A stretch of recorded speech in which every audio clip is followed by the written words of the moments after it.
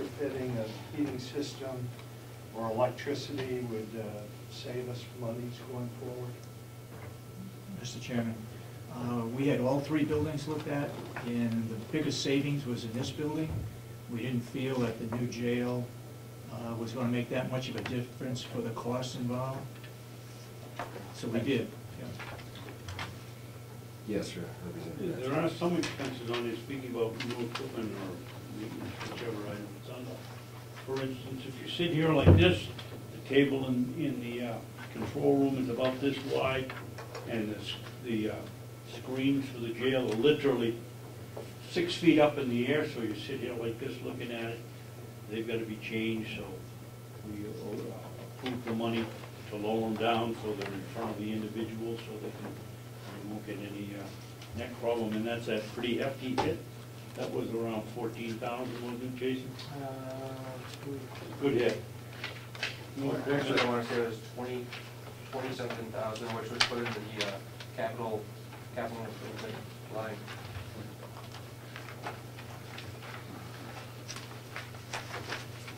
There was money in there for new Sally Port door. Cleaning of the Vents. But the Sally Port door, it's a fairly new building, and you would have thought, they thought of it, it's see-through, and one complaint we got is the birds dumping on the people getting out of the car, which was a lesser of the problems. They felt it was a security issue, being able to see in there who's getting out, and maybe if you wanted to spring somebody, it might be an appropriate time to do it. So they want to put down closed doors so that when you pull in and shut the doors, they can't see who's there. Where is this? Sally Port. No, what line are we talking? I believe that's under the capital improvements also.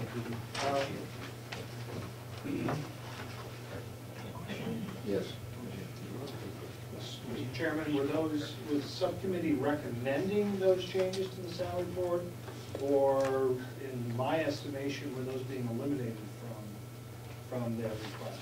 No, they're approving, we approved the changing the monitors, Yes. cleaning the vents, Yes. and help me on the doors, Dave, I forget. The other problem with the door was the snow going in and freezing them shut. Flowing through and then freezing. And I believe we approved that also. Mr. Chairman, could we just ask that those items, that listing, maybe it's already in here, be brought forward to next week's meeting? Yeah. President, if you want what's in the capital line? Yeah. The camera. Copy of it's what I like. Oh, okay. Thank you, sir. I think we need a copy of all the capital expenses and what Yep. they are, because it just gives us money.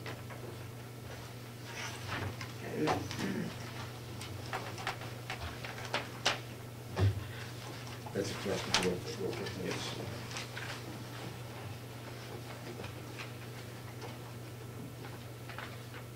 Anybody have anything else on this budget, the jail budget?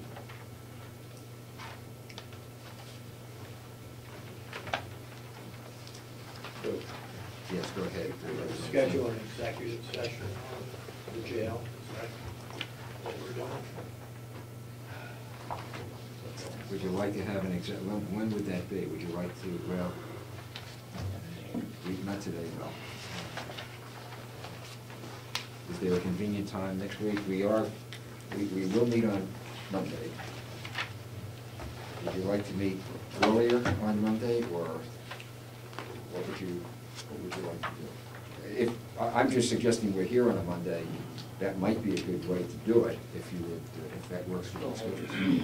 Representative Chandler. Well, I'm not 100% sure in my own mind we can do that, but if we can, I would suggest we just do it at the beginning of the meeting. That way, if we start in the middle, everyone sees got to leave. If we do it at the beginning, they can just wait to come in or something. So I would suggest if we are going to do it, to post it that we're going to meet an executive session for the purposes of whatever under our RSA, and do it at the beginning and then open it up and proceed after that. I was suggesting that we do it before the meeting, but you would rather do it, Well, I don't care, do it at 8:30 then.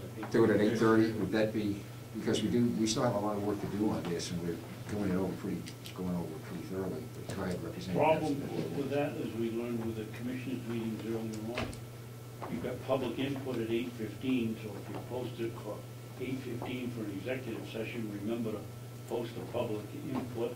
Otherwise, the public comes and sits out in the hall while we come in here and have a discussion, so you want to. We'll post the executive session at 8:30. Then we can open the meeting and have public input at the 9 o'clock period, from 9 to whatever we would do. You think we're gonna do this in half an hour? Yeah, that's what, calling the people over, you're calling the nurses and everything else, I don't think you'll ever do that. Well, that's not executive No, session. we don't need an executive session. The only thing we need executive session on is the security issues, Okay. the equipment and other security issues. And we can, hopefully after the discussion we've had today, we can move on. I know I have some questions that I've identified, and I'm sure you do too, so. David, you have it. Well, I was sort of been asked and answered. We're limiting it to, and if we don't need more than a half an hour, that's the answer. If we do, and we start, as Gene mentioned, at property time, and say we're gonna, estimate a certain amount of time, and we went over, then we haven't got any problem. And we start with the public opinion after we're done with the executive session. That's assuming we started it. Well, not Today we didn't start. Everybody should be back in place next week, and maybe we'll get by the weather, but that's not for sure. If I could, well, Yes. since I have to get this into the calendar, what you're saying is that at 8:30, we're going to need to discuss security issues at the jail? In executive session. We're going to meet at 8:30 Right. to discuss security issues at the jail. Yes. And how you figure out how to do that is up to you, but I need to make sure it's posted in the calendar house calendar. correctly, yeah. Yeah, right. Mr. Chairman, Yeah. apparently Representative McCarthy had some other issues regarding security other than They equipment. can be discussed at that point. Is this something that we need to be prepared for, I guess, is the question? No. No? Okay. And Jason can make that, you can make that meeting too, I take it next week. Yes, sir. And I'm just thinking about the logistics of it, so we have a start time at 8:30. Can we get it done in 30 minutes? I don't know. But would you rather say, let's start the meeting give us a 15-minute pad, start the regular meeting at 9:15? Yeah. And then we can get into public input, and so we'll start at 9:15, so we have a 45-minute period to deal with this jail issue. If we're out a little bit early, that's fine, it's coffee time. And then you'll start at 9:15. Can we put that in, make the notice of that? You gonna make the notice? No, Lori No. does that. But you're gonna give it to him? No. I was working. You're the clerk. Well, so long as we have a notice that involves the beginning of the delegation meeting and also public input, however we phrase that. But Representative McCarthy. If you're done with that, I have a question off the minutes. Well, we'll get to the minutes here. Do we have anything else? I was just gonna say, well, Jason's here, Mr. Chairman, why doesn't he just give us his request for personnel in the nurses situation, and then the people that aren't there? Okay, that's fine, we can do that. We probably won't act on that anyway. No, people can have a week to think about it. Okay. It's the issue that we couldn't decide.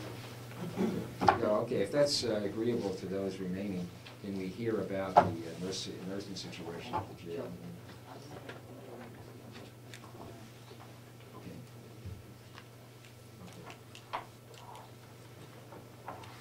Okay. Did you want to say anything about the nursing situation? I was gonna have Jason tell me how it's currently being staffed and what he suggested. We'll take 5 minutes. what I'd like to do is I'd like to bring in another full-time person. Right now I have 3 full-time people, 1 LPN and 2 RNs. Right now we have nursing coverage from about 8 o'clock in the morning till roughly 11 o'clock at night, depending on if things happen at the end of the shift. One of the nurses who's working nights will stay over to deal with any emergent issues. I'd like to provide enough coverage, the coverage 24/7. That way, if there's any type of medical issues that arise during the midnight hours, then the nurse is there to respond to it. Right now, we have the security staff respond to any type of medical emergencies. They're only trained to the first aid level. All of our med deliveries are received at the midnight hours. So you have corrections officers signing for medication. There's a lot of reasons to have appropriate medical coverage. I turned to Estelle versus Gamble, a 1976 U.S. Supreme Court decision on lack of coverage. Another one that you might want to look at is Farmer versus Brennan. These are the types of things that we have to look at when we're deciding whether or not we want to adequately staff these positions. There is a case law out there that supports it. So that's my argument. If you don't want to, if you feel we can continue to run the way we're running, then don't fund it. But the argument is there that we really need to have appropriate medical coverage, because if we don't, you're going to pay later. Go ahead, Representative Schmidt. Just a question. If I was to support that, I would need to know, going back a year, even 2, the number of incidences that have occurred on that late shift, what additional costs were incurred, dealing with it on an emergency basis, and along that line, once we take on a full-time person, then we have a full-time person, and the cost associated with it. And in a year where we're even reluctant to give anyone a 2% raise, I'm somewhat troubled by bringing on another body, frankly, unless, and again, in all due respect to you, I really don't want to hear anecdotally. I would really like to see the number of incidents, the costs involved, what precisely happened that made you get to that decision. Go ahead. We have 3 full-time and 1 part-time, correct? Correct. So we're making that part-time a full-time. That's what the anticipation was. Right.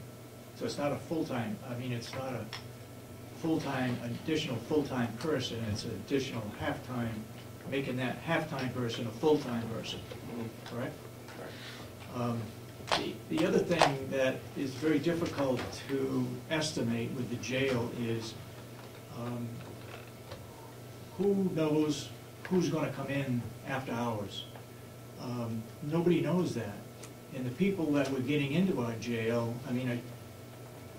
we should probably be calling that a mental institution rather than a jail, because we have more people in there that have mental problems than people that belong in our jail.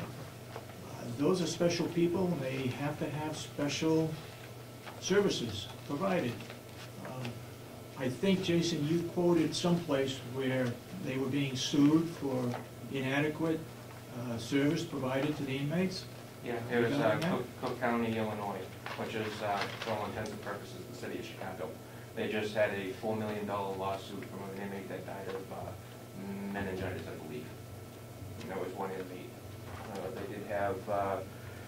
They did have a paramedic look at it, look at the inmate.